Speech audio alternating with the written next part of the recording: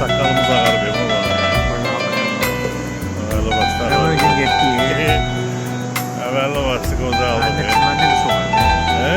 Anne çok oldu. Sen de aldın. Hemen de ağarmayan yer kalır.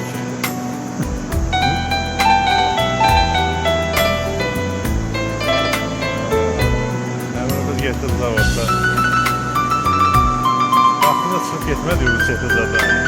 Evden kalardı orada. Taniye. Kalardı orada. Orada. Da sürdük. Sürüldü, geldi, gitti, tıkaz balı aldı, ömrümüz sürüldü. Araba ya.